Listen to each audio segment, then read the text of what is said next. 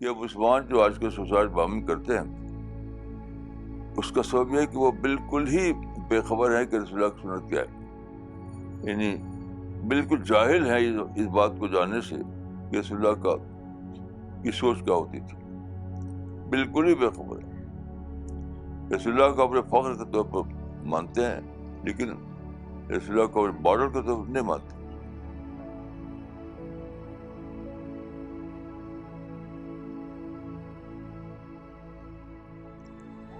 بسم اللہ الرحمن الرحیم. آج کل نیوز میڈیا میں ایک خبر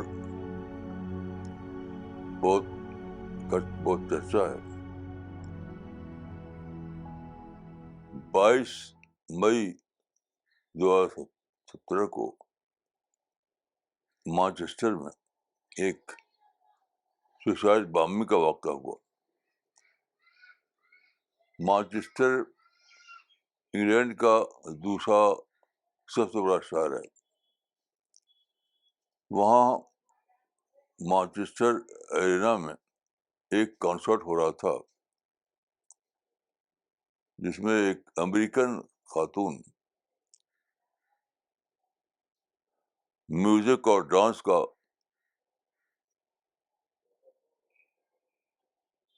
شو کر رہی تھی. اس میں تقریباً 21,000 آدمی دیکھنے والے موجود تھے. تو ایک مسلمان جو لیبن بتاتا ہے، پھر وہ انگلینڈ اپنے ماں باپ کے ساتھ آیا تھا، تو اس نے سوسائڈ بامبنگ کی، خود بھی مر گیا اور 22 آدمی ہلاک ہو گئے. اس کے علاوہ 60 سے زیادہ آدمی زخمی ہوئے. اس واقعے کو لے کر میں نے سوچا کہ اگر یہ مسلمان یا دوسرے مسلمان وہ سوچتی جو رسول اللہ کی سوچ تھی تو وہ کیا کرتے. اگر یہ مسلمان رسول اللہ کے فالوور ہوتے تو ان کی سوچ وہی ہوتی جو رسول اللہ کی سوچ تھی. تو رسول اللہ جب مکہ میں آپ نے مشن شروع کیا تو وہاں پر کعبہ جیسے مقدس بلڈنگ میں 360 بت رکھ دیے گئے تھے. ظاہر ہے کہ یہ جو کنسرٹ ہو رہا تھا مانچسٹر میں اس سے زیادہ بری چیز تھی. لیکن رسول اللہ صلی اللہ علیہ وسلم نے اس پر اس زمانے میں سوسائڈ بامبنگ نہیں ہوتی تھی کیونکہ بام نہیں ہوا کرتے تھے، کیونکہ پتھر مار سکتے تھے. رسول اللہ نے اپنے ساتھیوں کو لے کے وہاں پتھر نہیں مارے، بلکہ آپ نے سوچا کہ انہی بتوں کی وجہ سے یہاں پر ایک گیدرنگ ہوتی ہے ان بتوں کی زیارت کے لیے، ان بتوں سے کی پوجا کرنے کے لیے.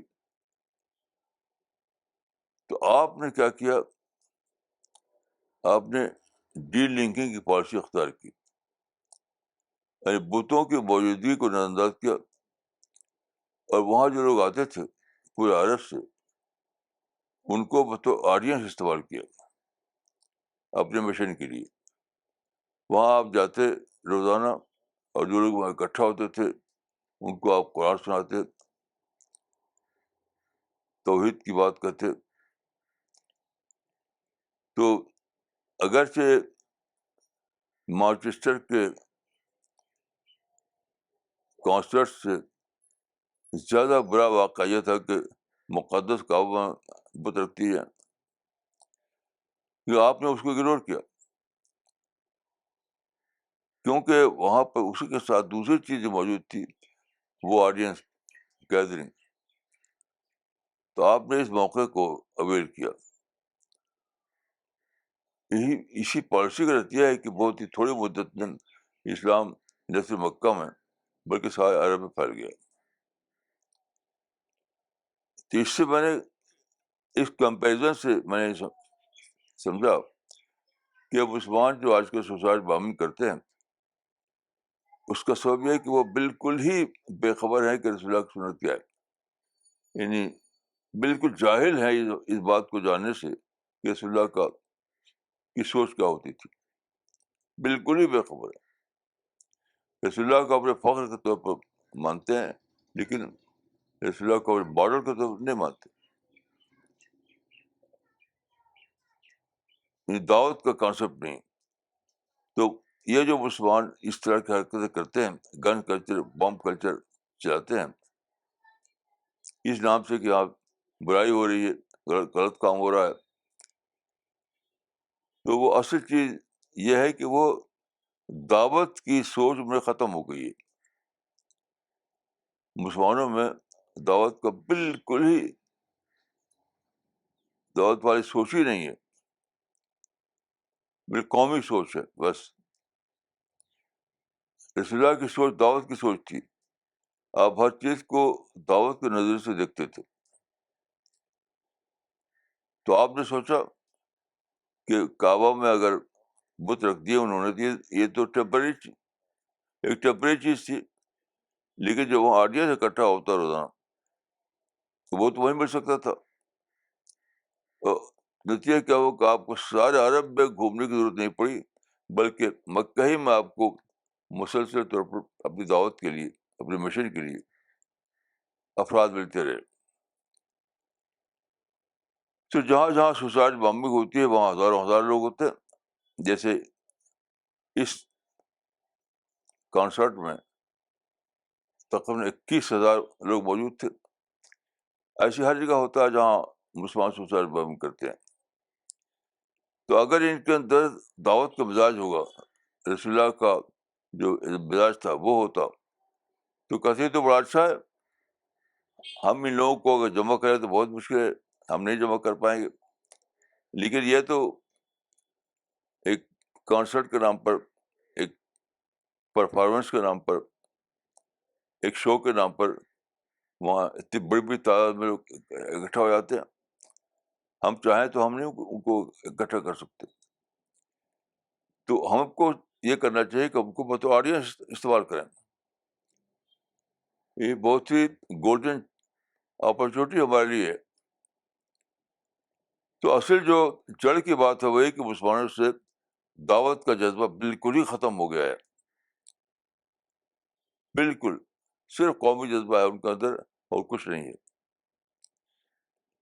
تو اگر یہ ختم کرنا ہے اس مزاج کو تو ہمیں اس کی جڑ کو دیکھنا ہوگا. ہم مسلمانوں کے اندر دعوتی جذبہ پیدا کرنا ہوگا. جب تک دعوتی جذبہ پیدا نہیں کیا جاتا کوئی دوسری تدبیر کبھی اس کو ختم نہیں کر سکتی. آج کل بڑے بڑے جلسے کیے جا رہے ہیں, بڑے بڑے مظاہرے کیے جا رہے ہیں اس چیز کو ختم کرنے کے لیے, لیکن کوئی فائدہ اس کا نہیں. کیوں؟ جڑ تو دوسری ہے. تو ان مسلمانوں کو دوبارہ دعوت کا جذبہ پیدا کرنا ہوگا, دعوت کا ذہن بنانا ہوگا. یہ بتانا ہوگا کہ مسلمان کا اصل مقصد ہی دعوت ہے. مسلمان کا جو اصل مقصد ہے وہی دعوت ہے. جب یہ ذہن پیدا ہوگا مسلمانوں کے اندر تو اپنے آپ ہی ختم ہو جائے گا. پھر تو اس کو گولڈن چانس سمجھیں گے, گولڈن اپرچونیٹی سمجھیں کہ لوگ اکٹھا ہو رہے ہیں. کس نام پہ اکٹھا ہو رہے ہیں وہ وہاں پر irrelevant ہے, کیونکہ اکٹھا ہوگا اسی نام پر. تو آپ بتائیے کہ اس موقع پر آپ 21,000 لوگوں کو قرآن دے سکتے تھے. جب یہ خبر مشہور ہوئی تو مسلمانوں کو چاہیے تھا کہ اچھا ترجمہ تیار کریں قرآن کا, اور وہ سارے لوگوں کو ڈسٹریبیوٹ کریں قرآن کا ترجمہ. ایک ہی موقع پر 21,000 آدمی تک اللہ کا کلام پہنچ جاتا. اس سے بڑا موقع کیا ہو سکتا ہے؟ تو اسی طرح سے جگہ جگہ لوگ اکٹھا ہوتے ہیں اپنے مقصد کے تحت، وہاں اس میں بم مارتے ہیں اور کوئی اس کو کنڈم بھی نہیں کرتا کھل کر. بہت ہی یعنی بہت ہی نرم انداز میں یا پیش اپ کرتے ہوئے اس کے خلاف بولتے ہیں. صحیح ہے کہ کہا جائے کہ مسلمانوں کے اندر دعوت کی اسپرٹ ختم ہو گئی ہے. انسانوں کو اللہ کے کلام تک باخبر کرنا یہ جذبہ ختم ہو گیا ہے. انسان کو مدعو کی نظر سے دیکھنا ختم ہو گیا ہے. اس لیے ان کو وہ بم مارتے ہیں.